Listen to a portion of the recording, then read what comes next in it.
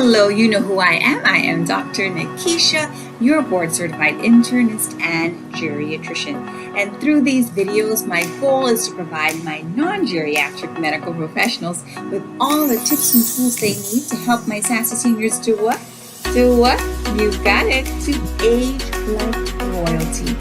So on a serious note, we wanted to use the month of March to delve into mental health.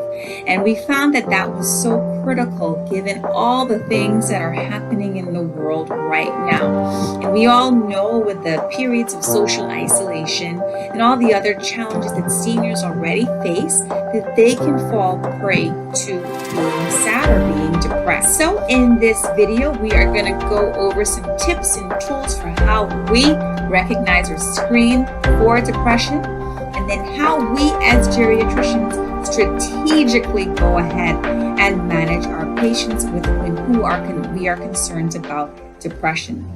So without further ado, drum roll. So depression, when you and I, or when the medical physicians use the term depression, we're talking about a period of at least 2 weeks where someone feels depressed or hopeless.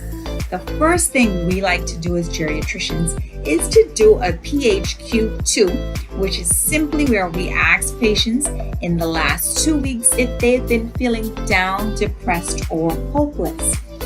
If that patient answers yes, then the second thing that we like to do is go a little deeper. You know us, we love to go deeper. And to do that, what we will do is do a questionnaire called the PHQ-9. You got it, the PHQ-9. But I will share one of our geriatric secrets with you. We have noticed, as you all may be aware of, that as people get older, we start to have more, comorbidities or more conditions. And you know why that can be a little bit of a confounder in depression? Well, simply because in the PHQ-9, it asks a lot of questions like, how's your sleep? How's your appetite? But if you're a wonderful, sassy senior that's already dealing with those issues from other conditions, that can kind of cloud the picture. So what I'm trying to say is how much of it is true depression versus how much of it is just because of your condition. Because of that, geriatricians like myself, we love to take things a little different when we're screening our patients for depression. What do I mean by that? So we love to give a questionnaire called the GDS.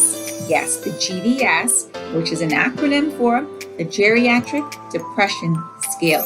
Now this scale varies, but the one that I like to use typically has 15 questions that are simply yes or no. Why do we like it? It's easy to download, easy to ask, and it basically will ask the sassy senior questions about their socialization.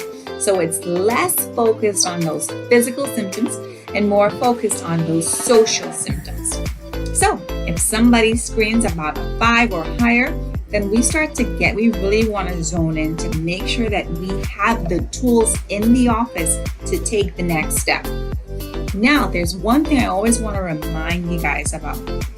Anytime you're going to screen anybody, be it a sassy senior, it's always good that you are well prepared, and it's always good that you ask about the risk of suicide.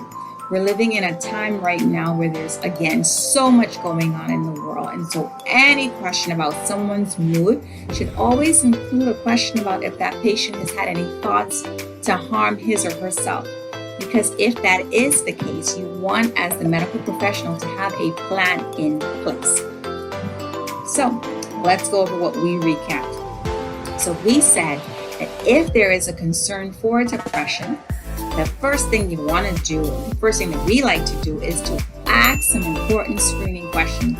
We tend to start off with the PHQ-2, and then we can go a little deeper with either the PHQ-9 or the one that I kind of like in my sassy seniors. They're so wonderful and so unique. So we like to customize it with the GDS for their mood. Thank you for watching our videos. And you know who I am. I am Dr. Nikisha. your board-certified internist and geriatrician. I enjoy bringing you these videos, and I would love to connect with you on all social media handles. So you can follow me on Twitter, on LinkedIn, on Facebook, on YouTube, on Instagram at Dr. Nikisha MD. Again, at Dr. Nikisha MD. Have a great day. See you next week.